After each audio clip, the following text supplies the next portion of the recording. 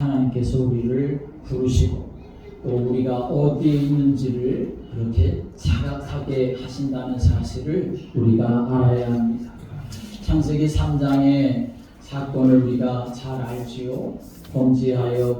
하나님 앞에 범죄하여서 에덴 동산 나무 사이에 숨어 있었던 아담에게 하나님이 찾아오시지요. 그리고 하나님께서 에덴 동산에서 아담에게 묻습니다. 여호와 하나님이 아담을 부르시며 그에게 이르시되 네가 어디 있느냐라고, 아담아 네가 어디 있느냐, 그렇게 하나님이 물으시죠. 하나님이 몰라서 그렇게 아담이 하나님 모를 만큼 꽁꽁 숨어 있어서 하나님이 아담을 찾으시고 부르시는 것이 아니지요. 그때 이 아담은 하나님 앞에 그렇게 말합니다. 내가 동산에서 하나님의 소리를 듣고 내가 벗었으므로 두려워하여 숨었나이다 라고 이렇게 말합니다.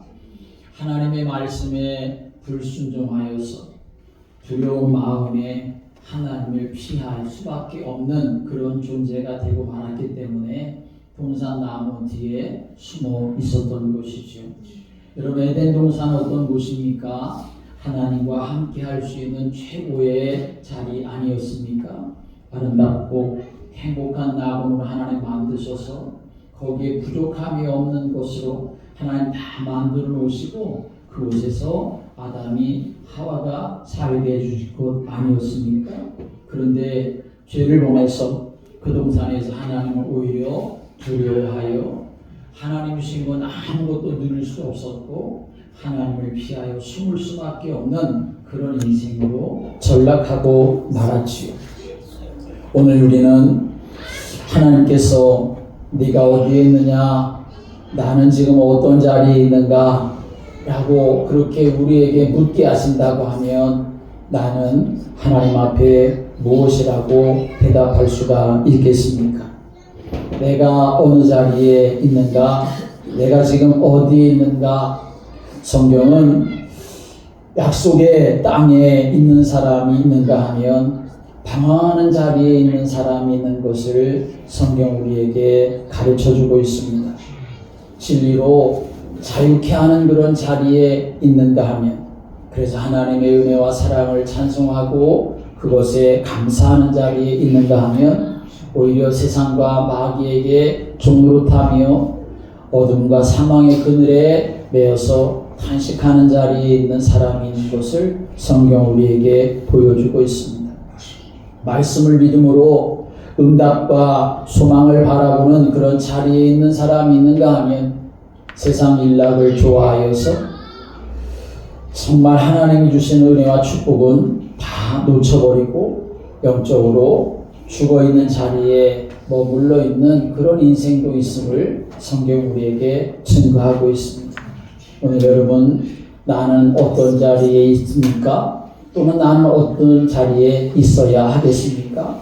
오늘 하나님 보실 때에 기뻐하실 수 있는 자리에, 하나님께서 주실 응답의 자리에, 또 나를 통하여 하나님이 증거될 그러한 자리에 여러분들이 항상 서 있게 되기를 주님의 이름으로 축복하고 또 그런 자리를 사모하며 살아가시게 되기를 주님의 이름으로 축복합니다.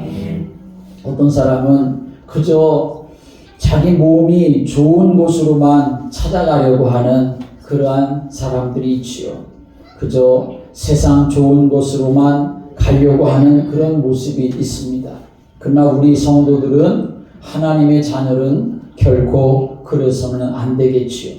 예수님이 사역을 시작하시면서 이제 첫 번째 하셨었던 그 산상수훈의 말씀에 보면 예수님께서 좁은 문으로 들어가라 그렇게 말씀하고 계시지요.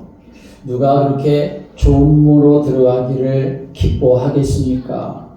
그 길은 협착해서 찾는 자가 적다 할 만큼 예수님도 다 알고 계셨지만 예수님께서는 넓은 길로 가는 것, 넓은 문으로 들어가는 것 원하지 아니하시고 좁은 길로 가라고 말씀하십니다.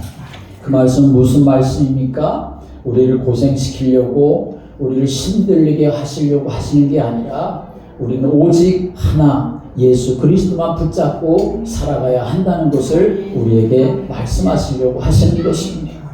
그것을 놓쳐버리면 아무리 그 인생이 지금은 좋은 것처럼 보인다 할지라도 그러나 그 결국은 결국 사망으로 지옥으로 그렇게 결론 맺게 되기 때문인 것이죠.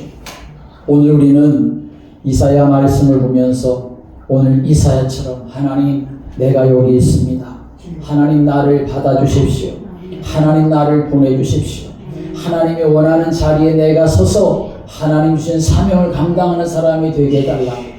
정말 하나님이 기뻐하는 자리를 여러분이 사모하고 그리고 그 자리를 잘 지켜낼 수 있는 믿음의 성도들 되시기를 주님의 이름으로 축복합니다. 창세기 28장에 말씀 보면 야곱이 이제 자기 형 에서를 속여서 장자권을 취한 것 때문에 이 에서가 화가 나가지고 야곱을 죽이려고 했기 때문에 야곱이 그냥 야밤 도주하듯이 그렇게 호롤단신으로 그렇게 외삼촌 집을 향해서 떠나가게 되었습니다. 광야의 길을 가다가 밤이 되니까 어쩔 수 없이 그렇게 잠을 자야 했는데 그런데 그 광야에서 꿈을 꾸게 되어지지요. 하늘에 문이 열리고 하늘에서 사닥다리가 내려오고 그 사닥다리 위로 천사들이 오르락 내리락 하는 그 모습을 그가 꿈을 꾸게 되었지요. 그러면서 이 야곱이 거기서 그렇게 고백을 합니다. 두렵도다 이곳이요 이곳은 다름 아닌 하나님의 집이요 하늘의 문이로다 라고 이렇게 고백을 합니다. 지금은 광야인데 그것도 도망쳐 나오느니라 뭐 자기를 도울 자 한 명도 없고 자기가 의지할 만한 어떤 것도 별로 없었고 그저 야곱에게 있는 것은 두려움 그리고 외로움 그리고 정말 이 막막함 그런 것이 가득했을 것인데 그런데 이 야곱이 그곳에서 하나님을 만나니까 이곳이 이제는 인간적으로 그저 외롭고 무섭고 두려운 그런 자리가 아니라 내가 있는 이 자리에도 하나님은 계시고 하나님이 역사하는 자리고 그래서 이곳이 하나님의 집이 되고 하나님의 문이라 라고 하는 그런 고백을 할 수가 있었던 것입니다. 오늘 여러분 우리가 있는 자리가 바로 이런 자리가 되기를 주님의 이름으로 축복합니다.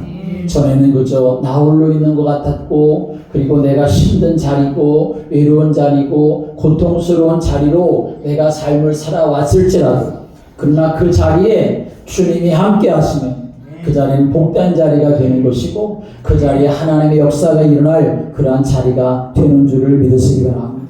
이 야곱은 자기가 있는 그 자리를 은혜 받는 자리로 하나님 앞에 서 있는 그런 자리로 자기가 응답받는 그런 자리로 그렇게 하나님께 약속하고 또 그 길을 떠나고 가게 되었던 것을 볼 수 있습니다.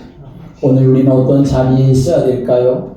어떤 자리에 서서 하나님 내가 여기 있습니다. 나를 보내주십시오. 라고 이렇게 고백하며 삶을 살아갈 수가 있을까요? 오늘 우리는 어떤 자리에 있어야 되느냐? 내가 있는 자리는 어디가 되어야 되느냐? 내가 하나님을 바라보는 자리에 내가 항상 있도록 하나님 앞에 은혜 구하고 또 여러분이 있는 자리가 그렇게 하나님의 나라를 보는 그런 자리가 되기를 주님의 이름으로 축복합니다. 예레미야 선지자에게 하나님께서 그렇게 말씀하십니다. 하나님이 내 말을 내 입에 둔다라고 말씀하십니다. 여러분 원래 하나님의 말씀은 우리의 마음에 담아져야 되지 않겠습니까? 그런데 우리 하나님의 말씀이 내 마음에 담아져야 되는데 내 배에 내 창자에 채워질 만큼 그렇게 담아져야 되는데 그런데 그것이 우리의 마음에 그렇게 잘 새겨지지를 않고 각인되지를 않습니다. 그래서 하나님께서는 내 말을 내 입에 둔다라고 말씀하십니다. 이 말씀 무슨 말씀입니까? 마음으로 내 마음에 새겨져야 되는데 그게 잘 안 되니 내 입에다가 하나님의 말씀을 두어서 내 입으로 하나님의 말씀을 고백하고 내 입으로 하나님의 말씀을 선포하고 내 입으로 하나님의 말씀을 인정해서 그래서 그 하나님의 말씀이 내 고백을 통하여 내 심령에 새겨질 수 있도록 하시기 위해서 하나님은 내 말을 내 입에 둔다라고 말씀하시는 것입니다. 오늘 여러분의 입에 하나님의 말씀을 두게 되기를 주님의 이름으로 축복합니다. 그러면 하나님은 내 입에서 하는 하나님의 말씀, 그 믿음의 고백을 통해 하나님은 또 어떻게 역사하시느냐? 너희 말이 내 귀에 들린 대로 내가 시행하겠다라고 이렇게 말씀하셨습니다. 우리가 내 입으로 하나님의 말씀을 아멘하고 그 말씀을 내가 받고 그 말씀을 선포하고 그 말씀을 고백하면 이 하나님의 말씀은 약속의 말씀이기 때문에 그 하나님의 말씀이 하나님 앞에 고백되어진 대로 하나님은 응답하시고 역사하시는 것을 기뻐하시는 줄을 믿으시기 바랍니다. 오늘 이사야 선지자는 굉장히 수준이 높은 사람이었습니다. 왕의 정치적으로는 왕의 그 정치 고문 역할을 할 정도의 그러한 실력 있는 사람이었고 문학적으로는 이 이사야서의 말씀을 기록할 만큼 그렇게 능력이 있는 사람이었습니다. 또 권세가 있는 사람이었습니다. 얼마든지 자기 자신을 내세우고 또 자존심도 강하게 살 수 있는 내 능력으로 내가 살아갈 수 있다라고 할 만한 사람이었습니다. 그런데 하나님이 이사야를 찾아오셔가지고 이제 하나님께서 이사야를 사용하시기로 작정을 하시지요. 그리고서는 이사야에게 무엇인가를 보여주시는데 그것이 바로 하나님 나라의 영광에 대해서 보여주십니다. 6장의 말씀은 바로 그것을 우리에게 말씀합니다. 우리 6장 1절 말씀 같이 읽을까요? 1장 시작. 우시야 왕이 죽던 해에 내가 본즉 주께서 높이 들린 보좌에 앉으셨는데 그의 옷자락은 성전에 가득하였고. 이 이사야가 이제 하나님의 영광, 하늘의 영광을 보는 것으로 시작되어지고 또 그 사명이 시작되는 것을 성경 우리에게 말씀합니다. 주께서 높인 보좌에 들려 앉으셨고 그 옷자락이 성전에 가득했다라고 말씀합니다. 하나님 나라를 이사야에게 보여주시는 것인데 그 나라는 영광의 나라이고 거룩한 성전인 것을 이 말씀 속에서 우리에게 말씀합니다. 그래서 1절부터의 말씀을 보면 그 사실을 우리에게 잘 증거하고 있습니다.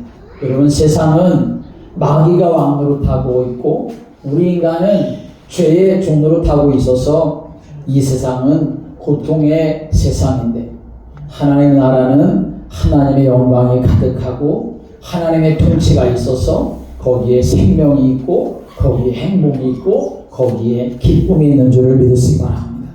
그 하나님 나라를 보니까 오늘 2절에는 이렇게 말합니다. 스랍들이 모시고 섰다라고 말합니다. 이 스랍이라고 하는 것은 천사들을 말하는 것이요. 하나님을 찬양하는 천사들, 하나님이 일을 행하실 때에 하나님께서 그 하시려고 하는 일을 심부름하는 그러한 역할을 하는 사람들이, 이 존재들이 바로 이 스랍들 천사들이죠. 그 천사들이 하나님의 보좌를 모시고 서 있는데 천사들이 여기 풍채를 보니까 각기 날개가 6개가 있는데 두 날개로는 날고 두 날개로는 얼굴을 가리었고 두 날개로는 발을 가리었다라고 말씀합니다. 감히 하나님의 영광을 볼 수가 없어서 그래서 겸손함을 가지고 있는 것을 말하는 것이고 또 발을 가렸다고 하는 것은 우리 모든 존재의 가장 더러운 곳이 발인데 그 발을 가림으로 거룩하신 하나님의 영광만을 나타내고 있는 것을 말씀하고 있는 것이죠. 우리가 하나님 나라의 영광 가운데 우리가 거하는 믿음의 삶을 살아가려면 오늘 우리는 어떤 사람이 되어야 되느냐? 정말 하나님 앞에 한없이 겸손한 사람이 되어야 되고 우리가 하나님 앞에서 한없이 내가 죄인인 것, 부끄러운 존재임을 하나님 앞에 고백하며 삶을 살아가는 심령이 되어야 하는 것이죠. 그러면서 그 사람들이 3절의 말씀에 이렇게 말합니다. 서로 불러 이르되 거룩하다 거룩하다 거룩하다 만군의 여호와여 그의 영광이 온 땅에 충만하다 하더라 라고 말합니다. 하나님을 계속 찬송하고 있는 것을 우리에게 말씀하는 거죠. 얼마나 천군 천사의 그 찬양이 크고 영광스럽고 아름다웠던지 4절의 말씀은 이같이 화답하는 자의 소리로 말미암아 문지방의 터가 요동하며 성전의 연기가 충만한지라 라고 말씀합니다.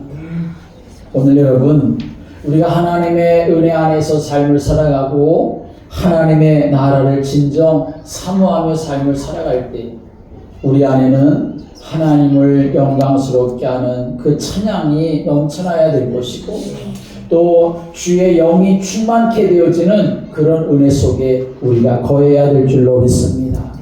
이사야 선지자가 본 이 하늘나라에 대한 환상은 그런데 이사야가 본 것으로만 끝나는 것이 결코 아닙니다. 오늘 우리가 앞으로 가게 될 하나님 나라에서도 우리가 이 영광을 같이 누리게 되는 날이 있게 되는 줄을 믿으시기 바랍니다.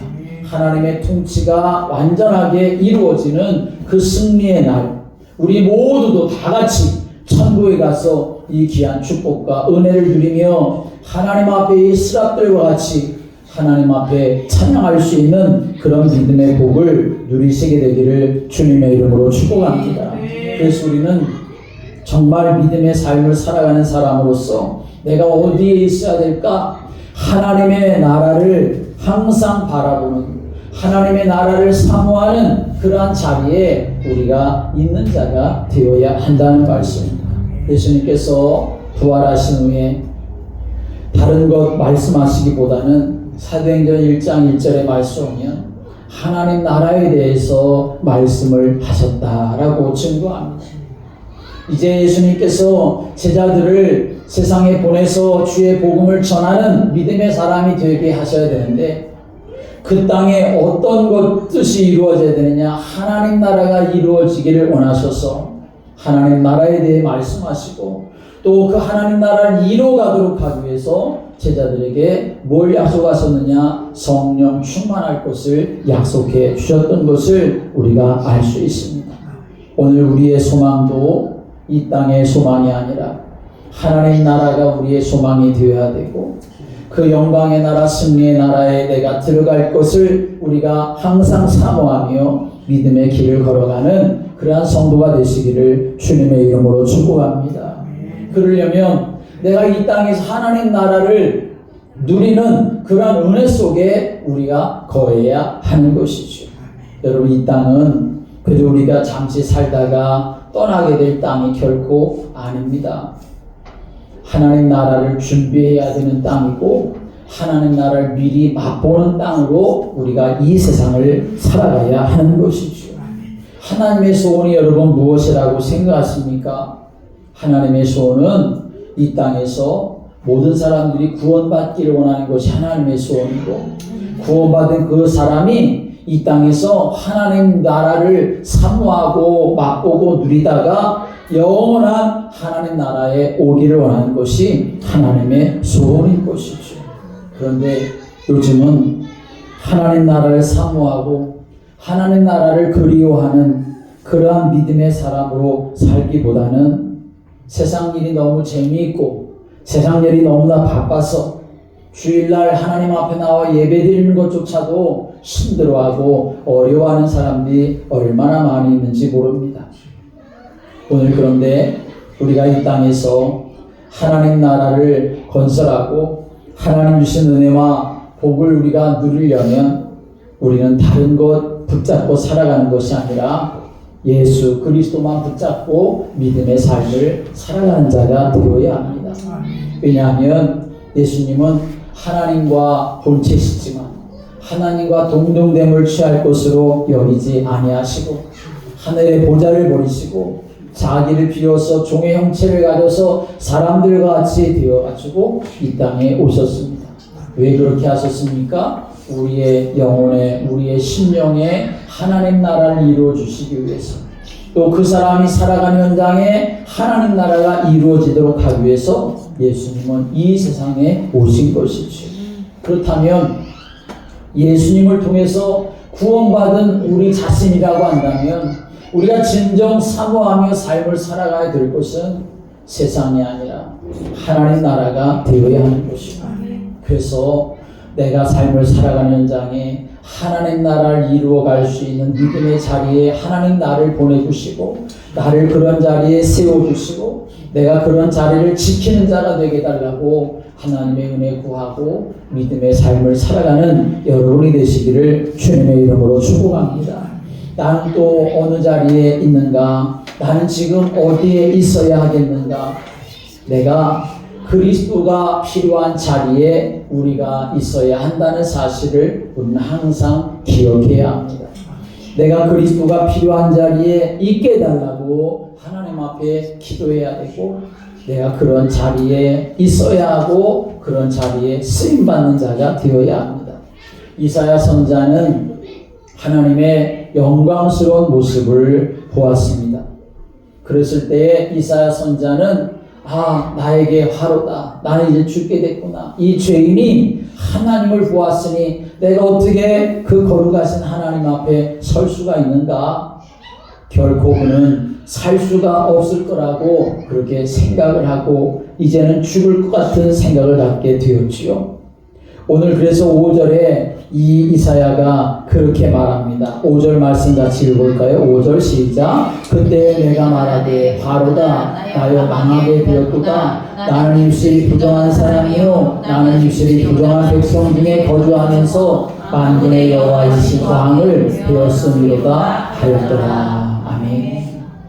이사야 선지자는 아무리 잘나고 똑똑하고 실력 있는 사람이라고 생각했어도 하나님 앞에 섰을 때는 자기는 아무것도 아닌 오히려 나는 정말 죽을 수밖에 없는 존재라는 사실을 그가 알고 이렇게 탄식을 하게 되었던 것이죠.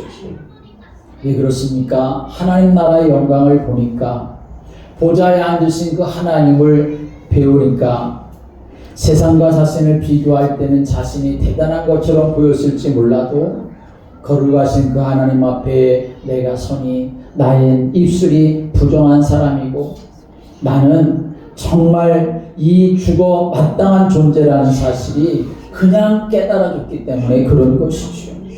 하나님 앞에서 자기 자신을 새롭게 발견한 것입니다. 여러분 우리가 신앙생활을 바로 하려면 어떤 사람이 되느냐? 하나님 앞에서 나를 잘 볼 수 있는 사람이 되어야 되고 나를 잘 깨닫는 사람이 되어야 하나님 앞에서 믿음의 삶을 살아갈 수가 있는 것입니다. 진심으로 거룩하신 그 하나님 앞에 완전하신 하나님 앞에 나 자신을 세우는 사람은 나를 주장할 사람이 아무도 없습니다. 오히려 하나님 앞에서 내가 용서받았다 할지라도 나는 더러운 죄인이고 나는 망할 사람이고 나는 저주를 받아야 될 사람에 불과하다라고 하는 사실이 깨달아질 수밖에 없는 것이요. 그래서 하나님 앞에 자신의 연약함을 가지고 탄식하며 통곡하고 회개하게 되는 것입니다. 지금 이사야 선지자가 그런 것입니다. 하나님 앞에서 자신을 발견하고 나니까 나는 죄인이고 나는 망할 수밖에 없는 존재이기 때문에 내 죄를 용서해 주실 그리스도가 나에겐 필요하고 나를 살리실 하나님의 은혜가 필요하다 하는 것을 이 이사야 선지자는 알게 되었던 것입니다. 오늘 여러분에겐 무엇이 필요합니까? 또 내 주위에 있는 사람들에겐 무엇이 필요합니까? 어떤 사람은 나는 세상에 이런저런 것이 필요합니다 그렇게 말할 수 있지만 저와 여러분이 살 수 있는 유일한 길은 예수 그리스도 한 분이기 때문에 우리의 모든 죄와 허물을 다 사해 주시고 이 악한 원수 마귀에게서 우리를 건져 주실 분은 오직 한 분이시기 때문에 나는 언제든지 예수 그리스도가 필요한 자리에 있다고 하는 또 그렇게 있어야 한다고 하는 그 마음을 가지고 주님을 사모하고 주님 바라보는 믿음의 성도들 되시기를 주님의 이름으로 축복합니다. 오늘 우리에게 필요한 것, 세상의 것 우리가 구할 것이 아니라 예수님 그래서 말씀하십니다. 너희는 먼저 그의 나라와 그의 의를 구하라 라고 말씀하셨습니다.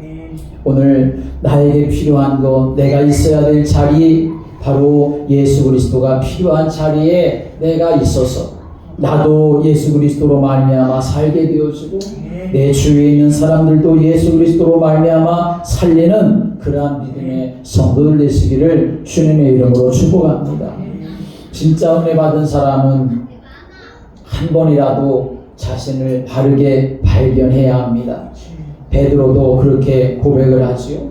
누가복음 5장에서 예수님이 기적으로 그물이 찢어지도록 고기를 잡게 하셨을 때에 누가복음 5장 8절에서 시몬 베드로가 이를 보고 예수의 무릎 아래에 엎드려 주여 나를 떠나소서 나는 죄인이로소이다 라고 말합니다. 이렇게 말하는 것은 예수님이 이제 나를 떠나달라고 육신적으로 내 곁에서 멀리 가시라고 그렇게 말하는 의미가 아닌 거지요. 자기 자신을 정말 자신의 내면을 들여다보니까 그 예수님 앞에서 나는 설 수 없는 존재이고 정말 그 내면을 내 자신을 돌이켜보니까 나는 주님과 조금이라도 함께 할 수 있는 것이 아무것도 없는 존재라는 것을 알았기 때문에 그저 내 안에 있는 것은 그 거룩하신 주님 앞에서 비교해 볼 때 내 안에 있는 것은 어두움과 거짓됨과 악함, 죄밖에 없기 때문에 감히 내가 어떻게 주님과 함께 할 수 있습니까? 감히 내가 어떻게 주님의 은혜를 받을 수 있습니까? 그렇게 고백을 하고 그런 마음에 중심을 가졌던 거죠. 그런데 예수님께서는 그런 중심을 가졌던 이 베드로를 예수님께서 부르셔서 주님의 제자로 삼으시고 주님의 사명을 감당할 수 있는 사람으로 추구하셨던 것을 성경 우리에게 증거하고 있지 않습니까? 여러분, 그리스도가 필요한 사람들에게 하나님은 언제든지 필요함을 채워주시고 찾아가셔서 그 사람과 함께 하시는 줄을 믿으시기 바랍니다. 사도 바울도 그랬습니다. 디모데전서 1장 15절의 말씀 오면 믿보다 모든 사람이 받을 만한 이 말이요 그리스도 예수께서 죄인을 구원하시려고 세상에 임하였다 하였도다. 죄인 중에 내가 괴수니라 라고 말합니다. 내가 죄인 중에 괴수라고 그렇게 고백하고 있는 이 사도 바울, 주님은 그래서 너는 안 돼 그러셨던 것이 아니라 죄인 중에 내가 괴수라고 나는 정말 주님 앞에 내놓을 만한 것이 아무것도 없는 인생이라고 고백하며 나에겐 그래서 주님이 필요합니다. 그 심경을 갖고 살았을 때 하나님은 이 사도 바울을 한 시대를 살리는 전도자로 그렇게 세워주신 줄을 믿으시기 바랍니다. 우리 마음속에 항상 놓치지 말아야 될 것, 내가 그리스도가 필요한 자리에 있게 해달라고 그렇게 하나님의 은혜를 구하며 믿음의 삶을 살아가는 여러분 되시기를 주님의 이름으로 축복합니다. 우리에게는 믿음의 3단계가 있다는 사실을 우리는 알아야 합니다. 첫째로는 이사야가 나는 죄인입니다 라고 하는 사실을 발견했던 것처럼 먼저 우리 자신을 그렇게 발견해야 합니다. 사도 바울이 나는 죄인 중에 괴수라고 했었던 것처럼 베드로가 주님 나를 떠나십시오 라고 했던 것처럼 주님 앞에 나는 감히 설 수 없는 그런 존재라는 사실을 우리가 알아야 되는 거죠. 그래서 두 번째 단계는 그것으로 끝나면 소망 없는 인생이지만 그래서 나에게는 예수 그리스도가 필요합니다. 나의 모든 죄 허물을 십자가에서 다 담당하시고 나에게 새 생명 주시고 하늘의 소망을 가져다 주신 그리고 가지고 오신 예수 그리스도가 필요합니다 라고 하는 이 심정이 우리에게 있어야 하는 거죠. 그래서 그리스도의 필요성을 느끼고 내가 그 그리스도와 함께하게 되어질 때 결국에는 하나님의 은혜 안에서 하나님 주신 은혜를 받고 행복한 하나님의 사람으로 삶을 살아갈 수가 있게 되어지는 거죠. 오늘 저와 여러분이 내가 있어야 될 자리, 세상 일락을 따라가는 자리가 아니라 그리스도가 항상 충만한 그런 자리에 여러분들이 있게 되기를 주님의 이름으로 축복합니다. 세 번째로는 나를 보내달라고, 내가 있어야 될 자리가 어떤 자리가 되어드느냐, 하나님이 원하시는 자리, 사명의 자리에 내가 있어야 된다는 사실을 우리는 항상 기억해야 합니다. 이사야가 하늘의 영광을 바라보고 자기가 망할 죄인이라는 사실을 깨달았을 때에 하나님은 이사야에게 그 죄의 모든 사함의 은혜를 베풀어 주시게 되어지죠. 그리고서 하나님이 이사야를 향하여 이렇게 말씀합니다. 내가 또 주의 목소리를 들으니 주께서 이르시되 내가 누구를 보내며 누가 우리를 위하여 갈꼬 라고 이렇게 말씀합니다. 그때 이사야 선자가 하나님 앞에 고백하는 거죠. 내가 여기 있나이다. 나를 보내소서 라고 이렇게 하나님 앞에 고백합니다.